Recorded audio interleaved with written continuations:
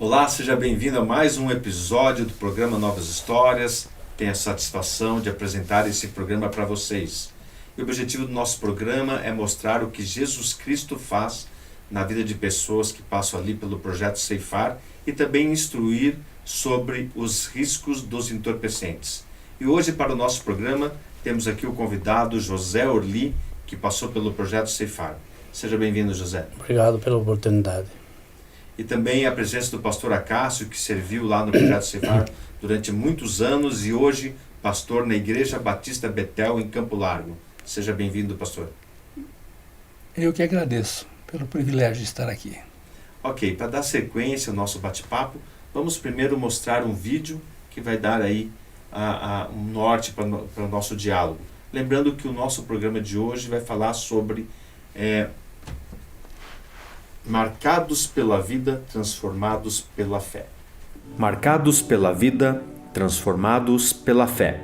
Muitas pessoas são marcadas pela vida a ponto de não conseguir vitórias. E se torna com isto um ciclo vicioso, uma derrota sempre chamando outra derrota, a ponto de se perder tudo em suas vidas. As derrotas que enfrentam levam indivíduos a não mais acreditarem que existem possibilidades de saídas vitoriosas, o que gera uma autoestima de fracasso e desapontamentos. E esses fracassos e desapontamentos conduzem muitas pessoas para a dependência química, quer seja por álcool, quer seja por drogas, acarretando a cada dia mais depressões, medo, angústia e consequente falta de fé. Para reverter esse quadro é necessário apenas um passo, e este passo é o passo da fé, passo este que não é dado por sentimentos, não é dado por vista e também não é dado por lógica humana, mas que determina dentro do próprio indivíduo que é possível acreditar que existem vitórias a serem conquistadas independente do que se enxerga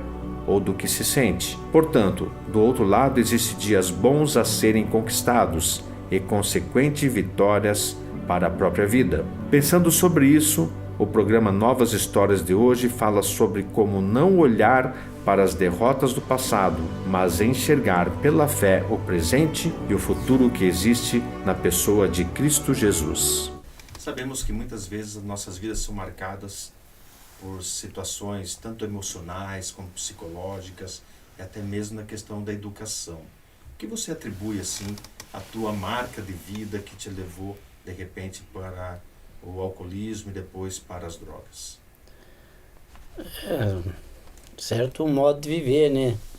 A maioria que passava, me criei mais em sítio, fazenda, essas coisas, entendeu? E lá vinha de tudo. O pai era exigente, mas mãe depois foi morar com a mãe na cidade e assim a gente foi indo meio solto, sem pai ali por perto, presente, que ele ficava mais na fazenda, né? E em Lages era uma cidade pequena, mas a gente foi aprendendo. Nós chegamos em Lages com 7 anos, eu, meu irmão e um rapaz que minha mãe criou. Um primo, mas era meu primo, mas era criado dele. Então a gente considerava como irmão, né? E aí você se envolveu com o alcoolismo? Daí o alcoolismo veio também da fazenda, né? Negócio de carneação, peão, que a gente ia pra lá, cavalo, tal, pelhar com castração, com gado, animal, fazia esse processo todo, né? E teus pais não... A mãe sempre foi da Assembleia de Deus. Correto. E meu pai, ele não frequentava a igreja, mas ele queria tudo, mas a igreja ele não ia nenhuma, na verdade. Certo, e como foi a reação dos teus pais naquela época em que, quando presenciou você, de repente embriagado já da primeira vez e tal? Como é que eles se sentiram? Muito pouco a reação, sabe? Não foi muito, porque naquele tempo não falava assim, alcoolismo, independência, né? Bebia mais por um esporte, fumavam por bonito, então não teve tanta reação, sabe? Até, inclusive, comprava pra gente. Não tinha reação, né? Que não é que nem hoje. E como é que era a tua autoestima naquela época? Era boa, né? Boa. O cara sempre trabalhador, sempre bem. Mas você relata que, de repente, teve um momento em que você perdeu tudo e tua autoestima foi lá para baixo. Esse aí sim, foi, mas muito tempo, né? Você veja bem, eu comecei com 22 anos na lida. Eu saí de casa com 22 anos. Fui conviver com que é a mãe dos meus filhos, que eu sou separado já faz uns 20 anos, entende?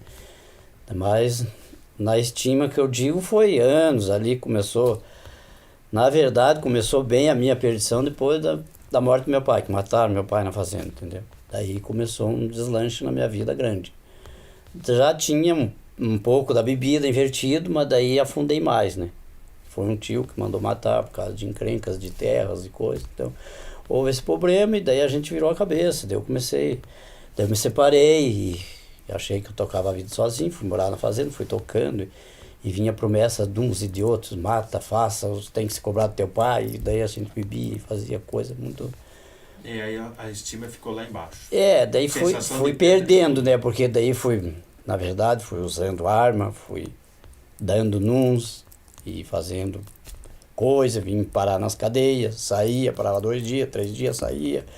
E assim foi uma peleia grande, foi assim, vou te dizer, uns 4 anos minha vida enrolada nesse... E se afundando mais na bebida. Então, no entanto, não lidava com droga. Mas bebida, e daí bebia nos bares, achava que tinha que matar o cara, saía procurar para matar, e era aquele rolo, né? Daqui a pouco já ficava na corumaça, 2, 3 dias sem ir para casa. Daí foi baixando, né? Foi baixando com meu irmão, foi baixando com a minha família, meu pai já não existia mais. Mas tinha minhas irmãs, que é a Edna aqui de Curitiba, que de vez em quando davam um peru, mas eu, como sou mais velho, dizia, não aceito, né? Entendeu? Eu sei o que estou fazendo. Então você sempre acha que está fazendo, você precisa de um tratamento. Não, eu não preciso de nada, quando eu quiser eu paro, quando eu quiser, tá. E assim fomos. Pois é. Pastor Acaso, o que o senhor atribui a respeito desses hábitos ruins, essa baixa estima, a sensação de perda de tudo em que o José falou e que ele mencionou? Então, ele mesmo disse, né, que ele foi criado, né, num lugar muito à vontade. E ele fazia o que queria e quando ele queria, do jeito que ele queria. Então, ele foi criado assim, muito disperso da orientação da família, né, da mãe que estava separada do pai, morava na cidade e não tinha alguém que realmente cuidasse dele. E aí ele foi fazendo o que ele ouvia e o que via os outros fazerem. Então, na verdade, isso tudo vai culminar em quê? Em uma situação que, quando ele precisar de ter responsabilidade e se direcionar de uma maneira mais correta na vida, ele não vai saber. Então aí ele vai cair numa situação em que ele vai entender que ele não pode fazer nada, que agora ele é uma pessoa incapaz de enfrentar sozinho as responsabilidades. Aí a baixa estima. Aí vem aquela depressão, na verdade. Desce e lá embaixo ele não pode ver mais nada, né? Pois é, e daí marca a vida dele, né? Ele é marcada a vida dele com baixa estima, com perda das situações da vida, perda de coisas, perda de pessoas, entes familiares, enfim. E porque indivíduos com baixa autoestima são suscetíveis aos vícios das drogas e do álcool? Na verdade, eles vão buscar um subterfúgio. E aonde eles buscam? Vão buscar onde há facilidade. Ou na bebida, ou em outras drogas, né? Que às vezes são facilitadas para eles, né? Porque a gente, sempre na hora do desespero, a gente encontra alguém para nos facilitar as coisas. Principalmente, tem até um ditado que diz assim, quando alguém quer ir navegar para o inferno, sempre tem um barquinho esperando. Zé, o que foi que levou você a decidir mudar de vida e buscar, de repente, ajuda no projeto Ceifar? Realmente foi uns pastor da Igreja da Mãe, da Assembleia de Deus. Que lá em Lages nós morava no centro, que agora foi vendido no caso. Morava no centro, bem de frente para a igreja. Ela comprou, construiu tudo bem de frente para a igreja. Então ela atravessava a rua e eu frequentava já lá, sabe? Eu ia sempre. Escola dominical, quando ela trouxe nós para a cidade com 7 anos, a gente ia. Mas mãe é mãe, né? A gente sempre dá o bolo, né? Às vezes nós entrava no corredor e fugia e ia para um bar jogar bonequinho. E como que você conheceu o projeto Ceifar? Através da minha irmã, da Edna, que pesquisou e procurou uma amiga e ela falou e ela pegou e foram lá no projeto. E daí me passou.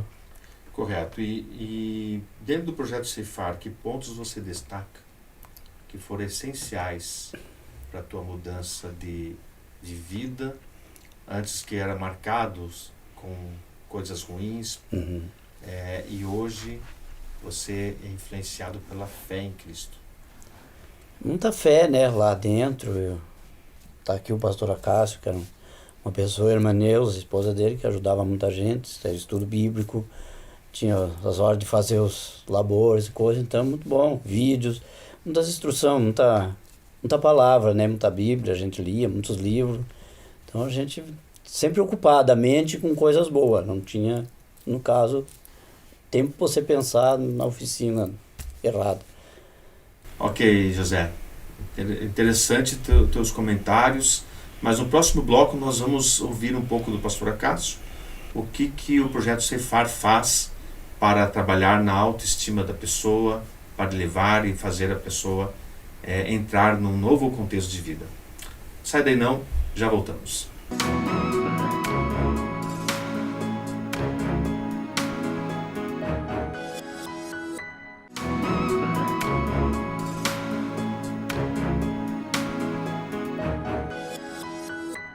Olá, voltamos. No primeiro bloco do programa vimos um pouco como que era a vida do José ali antes do problema da drogadição e do álcool, como foi marcada a vida dele, e também ouvimos um pouquinho dele falar como conheceu o projeto Ceifar. Para esse bloco eu quero saber do pastor Acácio. Pastor, como que uma pessoa entra no projeto Ceifar, baixa a autoestima e de repente o projeto trabalha para elevar a estima dessa pessoa que às vezes se sente indigna, incapaz, insuficiente? Nós sabemos que a palavra de Deus, ela nos orienta a nascermos de novo, a termos um encontro com Deus. E nós, ao estudarmos e passarmos os estudos da palavra de Deus para os acolhidos no Ceifar, colocamos aquilo que Jesus faz quando a pessoa encontra-se com Jesus. Ele trata a pessoa na sua inteireza. Ele não trata por baixo e nem por cima. Ele trata a pessoa totalmente. Por quê? Porque o olhar de Deus para o homem é que o homem é a coroa da criação. Sim. E se somos a coroa da criação, nós temos que sempre entender que estamos acima de tudo aqui nesse mundo. As coisas, todos os percalços desse mundo não podem ultrapassar a nossa vida. Então levamos eles todos a entenderem isso, a tomar uma decisão ao lado de Jesus para começar uma nova caminhada, uma vida nova. O apóstolo Paulo diz: posso todas as coisas naquele que me fortalece. Então, por aí começa uma abertura em sua mente, em seu coração, dele se levantar mesmo, falar: não, eu posso, eu consigo, eu vou conseguir, né? Porque agora eu entendo quem eu sou. Então nós temos que levar a pessoa a ter um encontro com Cristo e desse encontro ela entender quem ela é aqui na Terra. Que todas as pessoas podem chegar. É só se entregar a Cristo, é só se aproximar. E aí a pessoa passa a ter uma estima elevada. Isso. Foi isso que começou a acontecer com o José Orli. E como você sentiu quando começou o tratamento no Ceifar? E aí, a partir de então, você começou a mudar a sua visão, a sua própria visão, de você mesmo, no caso. Eu começar a mudar a minha visão, no caso, foi bastante fé, palavra, ensinamento, que tinha bastante, muito ensino. Estudo bíblico, nem eu te falei aquela hora ali. Sim.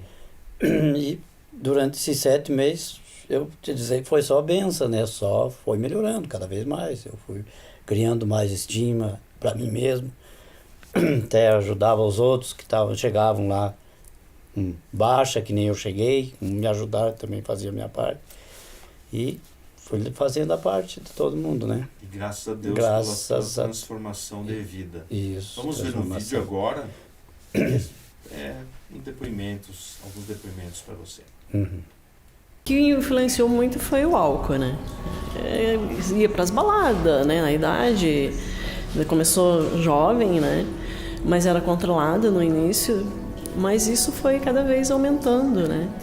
E o que a gente percebia era isso. Então o álcool era o gatilho para ele foi experimentando outras drogas, né? Começou com drogas leves e chegou até drogas mais pesadas. Como família, como para ver o meu irmão, né, na droga, né, no álcool, foi bem difícil para a família, é muito difícil, né? E eu não convivi muito lá porque eu vim embora para Curitiba.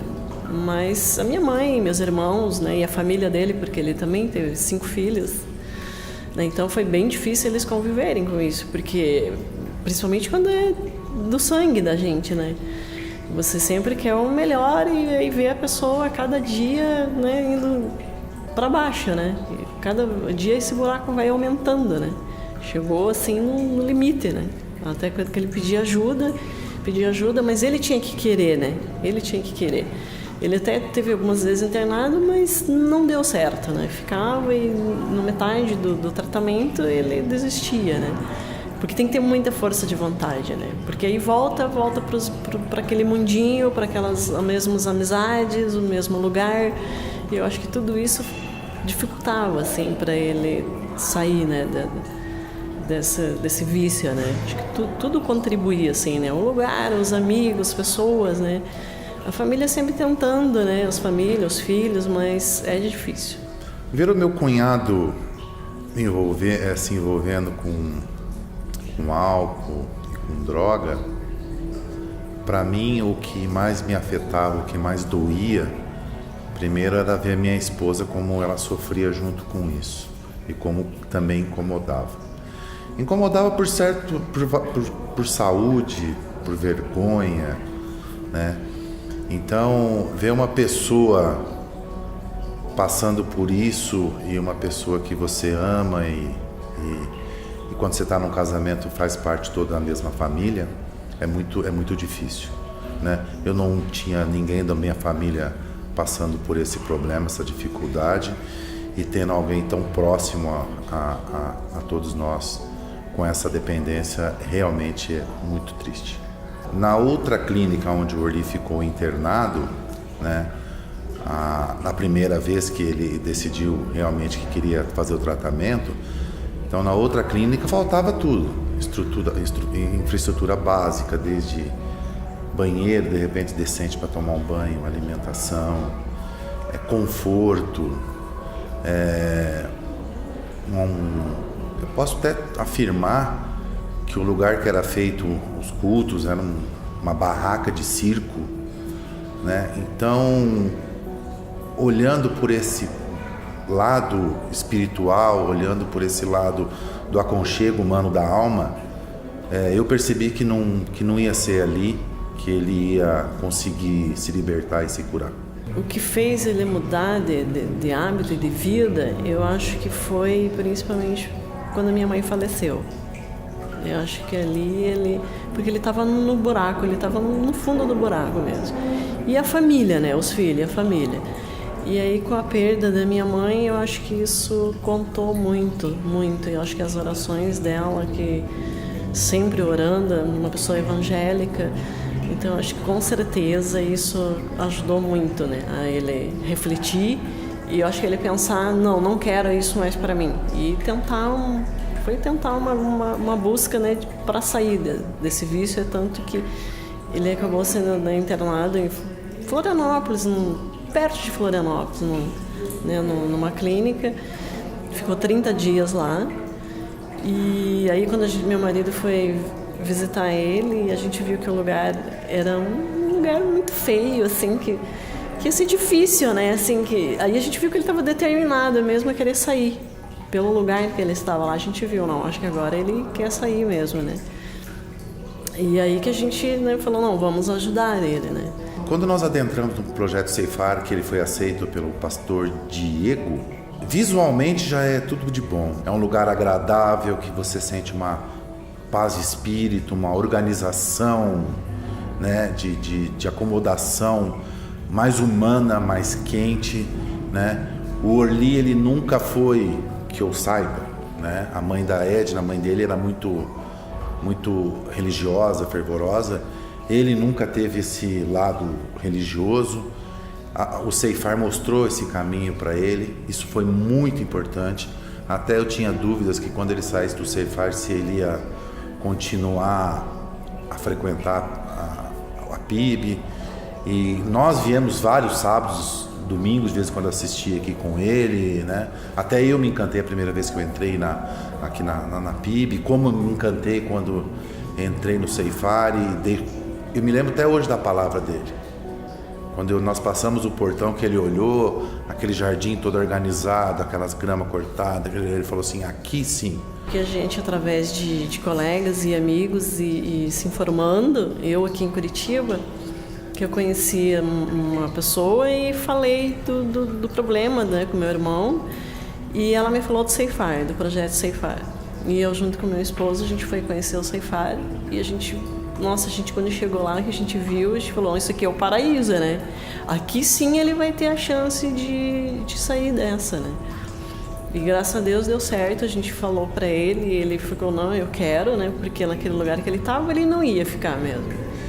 E a gente foi buscar ele e levamos ele pro Ceifar e ele teve todo o carinho, né? Toda a atenção.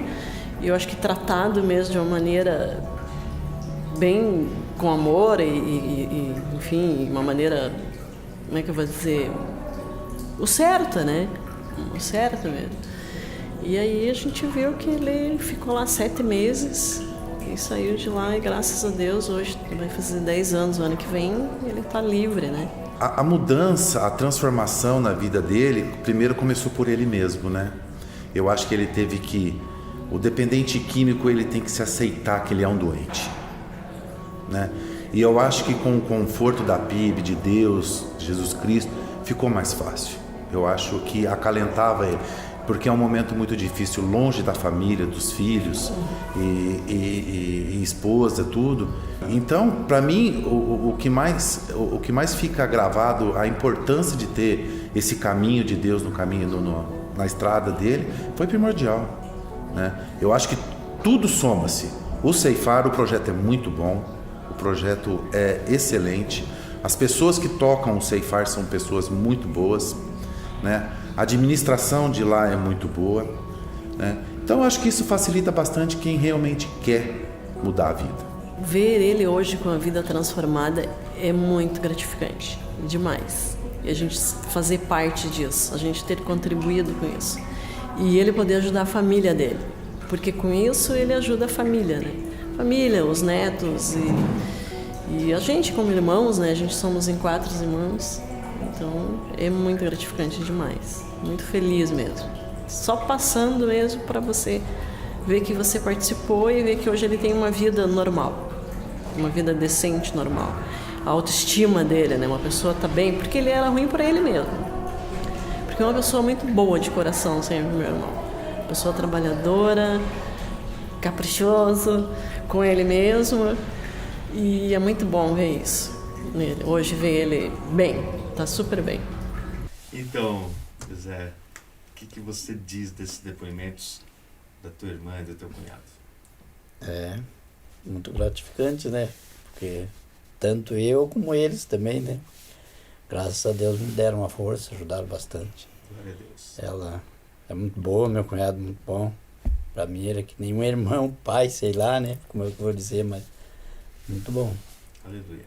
Então vou chamar o intervalo comercial para darmos sequência no próximo bloco. Tá ok. Já voltamos.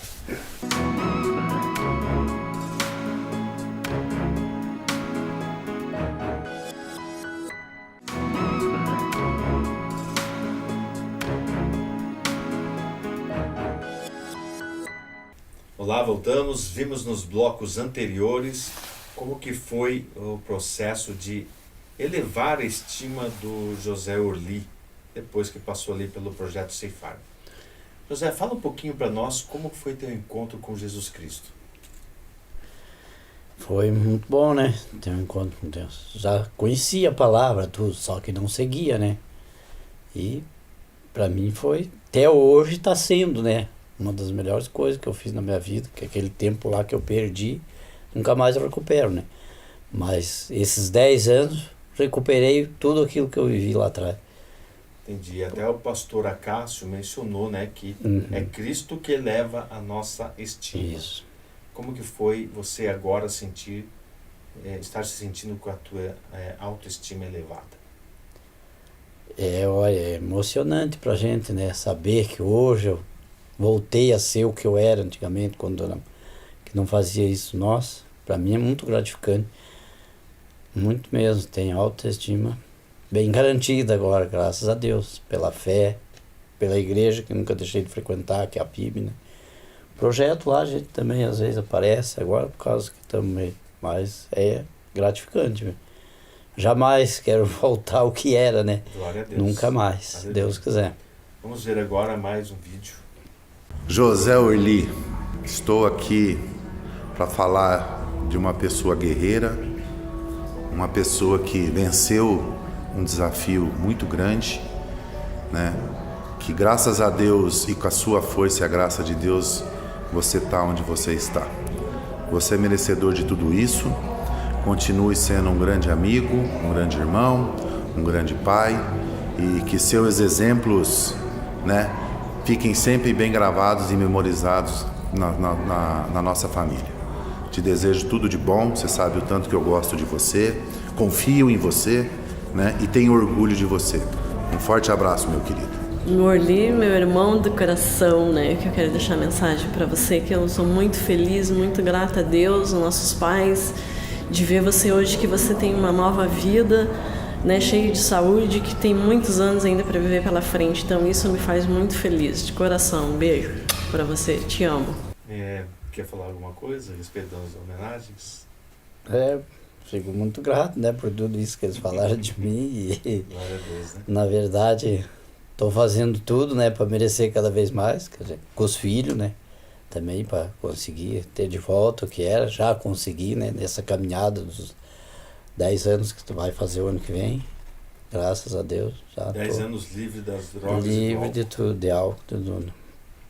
Ok, pastor Acácio, pensando agora nas considerações finais do senhor, que palavra o senhor pode deixar para o nosso telespectador, para que de repente está vivendo uma autoestima baixa, para elevar a sua estima em Cristo Jesus? Falando ali para o nosso telespectador, por favor. Nós vemos a vida de uma maneira diferente quando nós nos encontramos com Jesus. O homem, ele, na realidade, em todos os tempos, não só no tempo em que estamos vivendo, mas nos tempos idos que já passamos, o homem é o mesmo. Muda-se as consequências, a tecnologia, tudo isso muda, mas o homem é o mesmo. O homem tem aquela mesma dificuldade de estar submisso a alguém em sua vida. Mas nós temos uma pessoa que nós precisamos estar submisso a ela, que é Deus. Deus precisa estar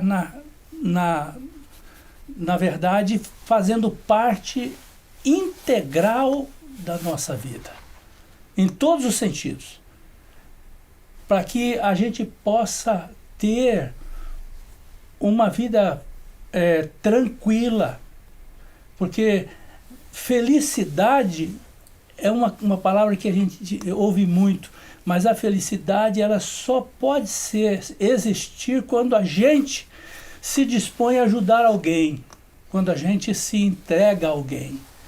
E a felicidade ela provém de também uma obediência a Deus. Por isso que Jesus, quando ele fala sobre as bem-aventuranças, ele começa dizendo feliz, bem-aventurado, feliz, bem-aventurado. E quem são os bem-aventurados? Aí ele vai falar que é humilde de coração, né? A humildade, né? Que é você se entregar a Deus, entendendo que você é finito e que você é imperfeito e que você precisa desse eterno que é Deus, que ele é infinito, para abençoar a sua vida, que às vezes você erra, você cai ali, mas você precisa de Deus para você estar em pé. Por isso que com Jesus nós vamos estar em pé. Nós vamos sempre vencer as batalhas da vida. Todas essas batalhas, elas são para a gente enfrentar mesmo. Nós não viemos aqui para ficarmos isentos das dificuldades, das batalhas que nós temos pela frente. Não, nós viemos aqui para enfrentá-las e vencê-las, porque esse é o propósito de Deus para a nossa vida.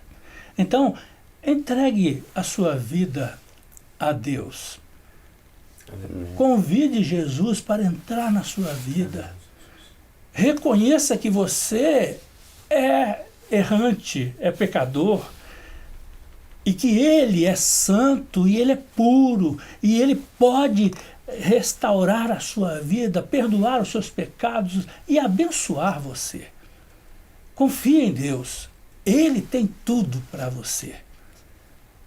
Você, sua família, talvez você que é esposo, talvez você que é esposa, você que é mãe, é pai, você que é filho ou filha, você precisa de Deus. Nós precisamos de Deus. Deus é verdade. Enquanto você dorme, Ele está acordado. E quando você acorda, Ele já está acordado. Ele não vai deixar você nunca. Deus é eterno. Aleluia. Deus não dorme. Deus está no controle de todo o universo e quer controlar a sua vida. Entregue a sua vida a Deus e você vai ver a diferença. Entregue o seu lar a Deus, seu casamento, toda a sua profissão, tudo que você tem, entregue a Deus e você vai ser muito bem sucedido. Que Deus vos abençoe. Amém. Amém. José Arlito, a consideração final, por gentileza, falando para o nosso telespectador a respeito de Jesus na tua vida, que te fez hoje um novo homem, uma estima elevada na tua vida. Deus fez muito, né? Sempre vai fazer, né? Desde uma vez que você não desista do caminho, né? Que tá certo, né? Eu espero que a caminhada daqui para frente tá cada vez melhor para mim. E que Deus abençoe a vida da gente, de todos, né? Daqueles que estão precisando também, que às vezes não querem reconhecer, né? Que a bebida, o álcool, a droga faz danos na vida. Ela faz sim, e bastante. Perde família, perde tudo. Né? Então eu acho que cada um se procurar, se apegar com Deus, mudar a vida, ele vai conseguir. Todo mundo consegue, né? Ninguém... Amém.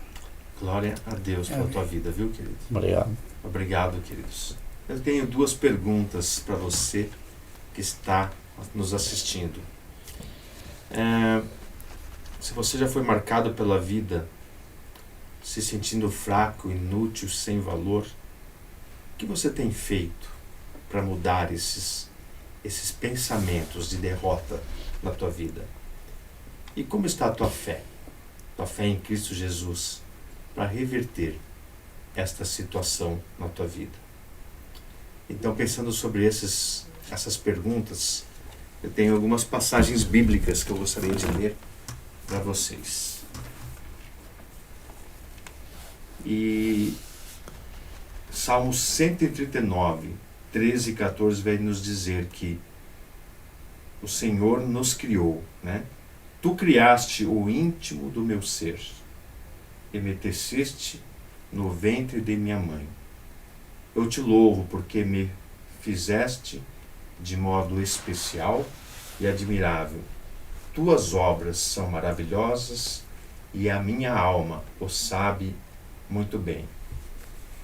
Efésios 2, 19 e 21 vai nos dizer: assim vocês não são mais estrangeiros e peregrinos, mas concidadãos dos santos e membros da família de Deus, edificados sobre o fundamento dos apóstolos e profetas, sendo Ele mesmo, Cristo Jesus, a pedra angular. Nele, todo edifício bem ajustado cresce para ser um santuário dedicado ao Senhor. E lembramos o que diz lá em Josué 1:9, quando o Senhor nos fala que Ele nos ordena: seja forte e corajoso, não tenha medo nem fique assustado, porque o Senhor seu Deus estará com você por onde quer que andares. 1 Pedro 2, 9 e 10 vai nos dizer: porém, vocês são geração eleita, sacerdócio real, nação santa, povo de propriedade exclusiva de Deus, a fim de proclamar as virtudes daquele que os chamou das trevas para a sua maravilhosa luz. Antes vocês nem eram povo, mas agora são povo de Deus. Antes não tinham alcançado misericórdia, mas agora alcançaram misericórdia. E você também pode ler na sua casa Romanos 8, de 31 a 39. E hoje ficamos por aqui. Muito obrigado pela tua audiência aqui no programa Novas Histórias. José Olim, muito obrigado pela tua participação. Obrigado. Professora Cássio, obrigado pela tua participação no programa Novas Histórias. Agradeço, e quando precisar é só nos convidar e nós estaremos aqui novamente. Ok. Obrigado pela tua audiência mais uma vez. E hoje ficamos por aqui, porque colher novas histórias de vida é o nosso propósito.